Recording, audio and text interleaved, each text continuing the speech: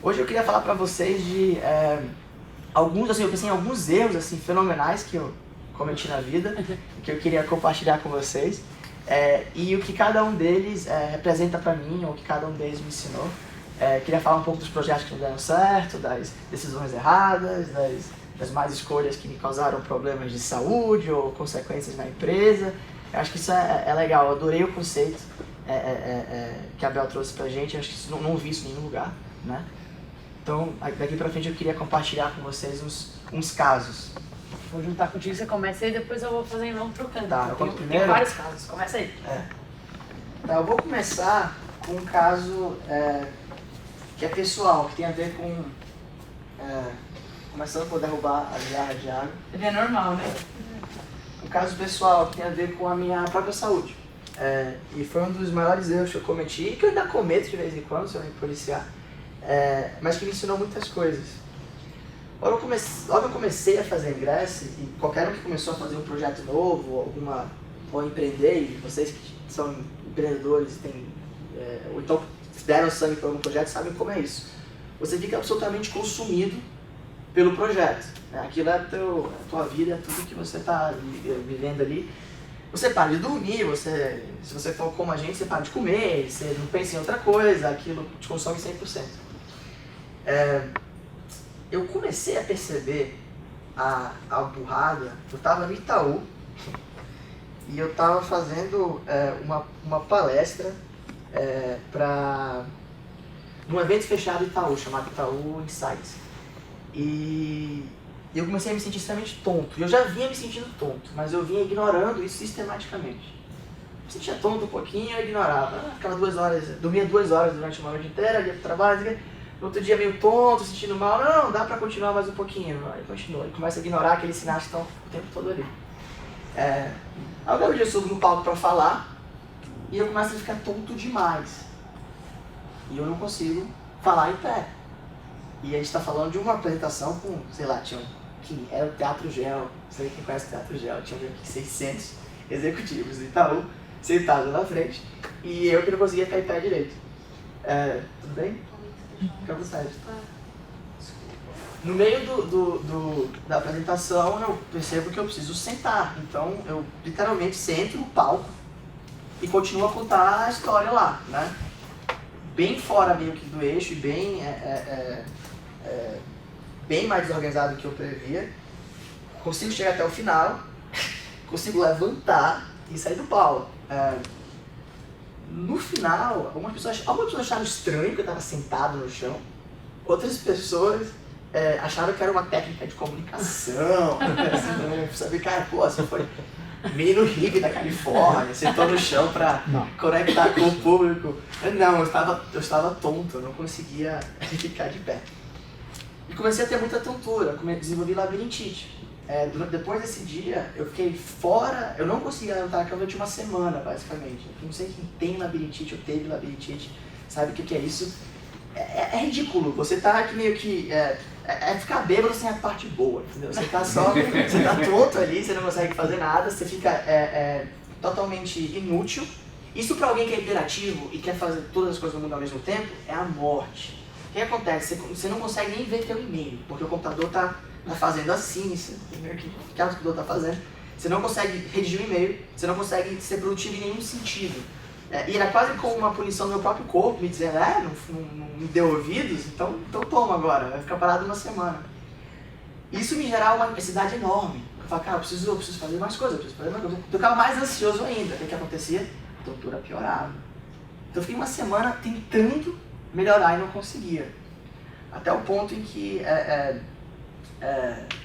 eu literalmente, eu preciso parar tudo. Foi até uma conversa que eu tive com meus pais, você precisa parar tudo, você precisa deitar, você precisa se recuperar 100% do que você está fazendo, para poder voltar. E quem é muito obcecado por algum projeto sabe, isso é muito difícil. É muito difícil você abrir mão do filhote ali, nem que seja durante algumas horas. Mas isso me fez pensar muito. Eu comecei a valorizar muito mais algumas coisas como o sono. O sono é uma coisa que é absurdamente desvalorizada hoje em dia. E infelizmente a gente desenvolveu uma cultura de fracote, você vai dormir, eu vou ficar aqui, eu vou. Não é isso, isso não é o objetivo. Produtivo não é ficar acordado, produtivo é ser produtivo, né? Se você está bem descansado, você é produtivo. E tem algumas coisas do sono que a gente não sabe, por exemplo. O sono, ele é importante para a memória. Ou seja, eu fui psicólogo na faculdade, né? Eu fui porque eu não faço quase nada de psicologia mais. Mas uma das coisas que você aprende sobre o sono é que quando você dorme, o cérebro ensaia as mesmas conexões neurais que você fez durante o dia. Ou seja, o teu cérebro está literalmente ensaiando, ele está repetindo para ele mesmo, enquanto você dorme ali, o que você aprendeu durante o dia. Se você não dorme, você não retém. Quem aqui já estudou pra caramba para uma prova, estudou, ficou sem dormir, não sei o que, fez a prova, no outro dia, cara, não lembro de nada que eu estudei. Claro, você não dormiu, você não reteve. O cérebro não teve tempo de sedimentar aquela informação. Então não adianta você ser absurdamente produtivo durante 36 horas, depois dormir feito um maluco, você não retém nada, então tudo que você aprendeu, você não está retendo. Isso é justamente o contrário do que a gente quer quando a gente fala. A gente quer reter o erro que a gente quer reter, a lição por trás do erro que a gente acabou de cometer. O sono também é uma dívida. Mais cedo ou mais tarde precisa pagar ele, né? Tem muita pesquisa que mostra que o que você não dorme hoje é contabilizado amanhã. Então é literalmente como se o cérebro tivesse um banco de horas. Claro que varia a necessidade de sono de pessoa para pessoa. Tem pessoas que têm necessidade de sono muito pequena. Ou seja, tem gente que precisa dormir 6 horas por dia. Isso existe. Né? Tem gente que precisa dormir 9 horas por dia. Tem gente que precisa dormir 11 horas por dia. Tem gente que berma. O cara é praticamente um panda. Tem gente que é assim, você precisa dormir. E aquilo é a tua necessidade de sono e você tem que respeitar aquilo. Mas tem estudo que mostra que essa contabilidade do cérebro dura meses. Ou seja, as 10 horas que você deixou de dormir acumuladas há 3 ou 4 meses atrás, ainda estão presentes depois de 4, 5, 6 meses. Isso é seríssimo parar para pensar. Ou seja, você não está ganhando horas. Você está trocando horas agora por uma dívida mais tarde. E quando você está cansado, é muito fácil você cometer um dos erros que eu cometo assim, de vez em quando, que é trocar o importante pelo urgente.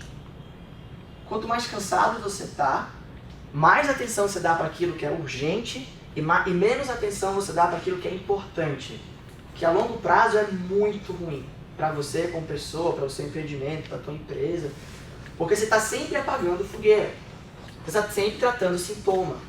Tem um pepino ali que eu tenho que resolver, e aí quando você senta na frente dos teus e-mails e tem aqueles 500 e-mails novos e você não consegue sintetizar, a primeira coisa que você faz é resolver o e-mail fácil, aquele outro e-mail fácil, aquela outra coisinha pequena.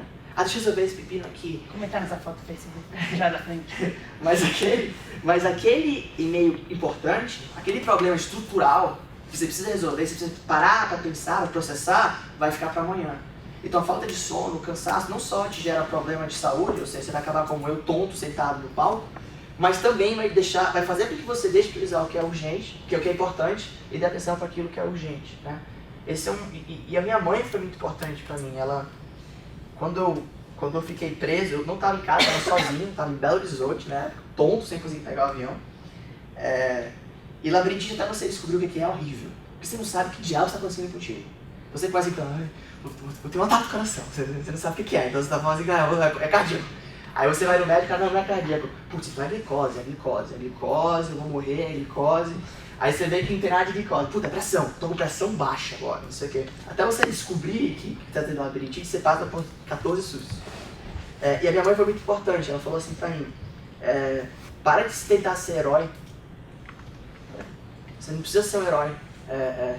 Coloca a tua máscara de oxigênio antes de colocar do passageiro do lado. Porque se você não estiver bem, você não vai conseguir ajudar as outras pessoas. Então você precisa estar em condições de ajudar, você precisa estar em condições de dar suporte para os outros, né? Claro que tem horas que precisa de sacrifício, tá? Não estou falando que não tem sacrifício, isso tem.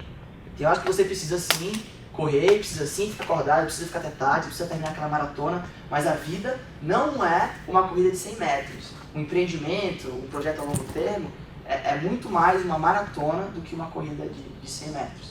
E acho que essa é a principal lição por trás da minha tontura lá na apresentação.